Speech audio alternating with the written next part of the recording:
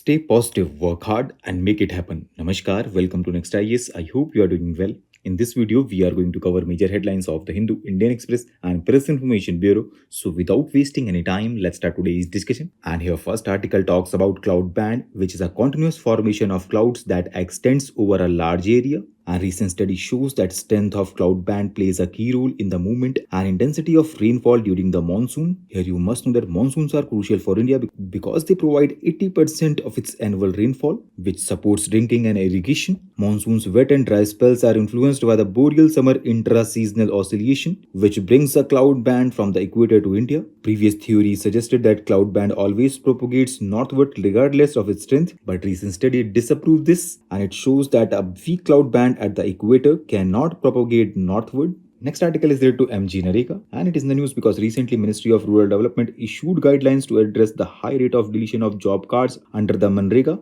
Central government clarified that these deletions are not linked to the Aadhaar-based payment system, and now the recent guidelines stipulate that deletion should only occur after verification in Gram Sabhas and can only be for reasons like permanent migration, death of a worker, duplicate cards, or fraudulent registration. Talking about Mahatma Gandhi National Rural Employment Guarantee Scheme, it is a demand-driven wage employment program which is aimed at enhancing livelihood security for rural households in India. It guarantees at least 100 days of wage employment per financial year for every household with adult members willing to perform unskilled manual work. This scheme serves as a safety net for rural households when better employment opportunities are unavailable. And friends, this scheme mandates that at least one-third of its beneficiaries be women. Now, Indian Navy has announced initiative for stronger cooperation with Africa and Indian Ocean region due to China's growing influence, piracy threats, and risk from Houthi rebels. One key initiative is the Africa-India Key Maritime Engagement, which is a large-scale multinational exercise involving 10 African countries. And another initiative is the Indian Ocean ship Sagar,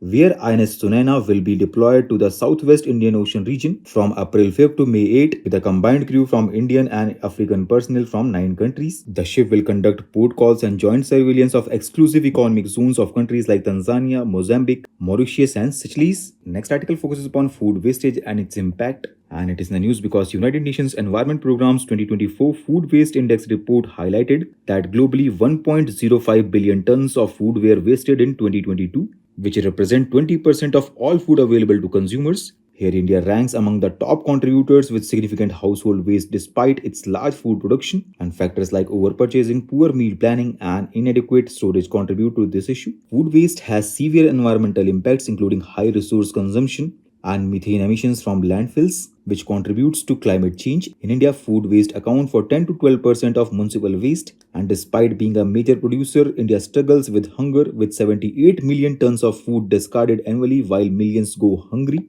Therefore, to address this issue, individuals' actions like better meal planning, efficient food storage, and donating surplus food can help reduce waste. And systematic reforms include investing in cold storage, promoting food redistribution, and increasing public awareness about the responsible consumption. And in this context, government, businesses, and individuals must work together to minimize waste, optimize resources, and ensure food security. Next article is related to DNA polymorphism and how they differentiate between people. Let's know more about it. DNA is a molecule found in every cell containing genetic information inherited from both parents. It is organized into 46 chromosomes, and differences between chromosomes come from each parent called polymorphisms. These differences, especially in short tandem repeats, are used to identify individuals and trace ancestry. Short tandem repeats are repeating sequences of DNA, and their length can vary between individuals. Here you must know that polymerase chain reaction is used to make many copies of specific DNA segments, which allows scientists to analyze these short tandem repeats.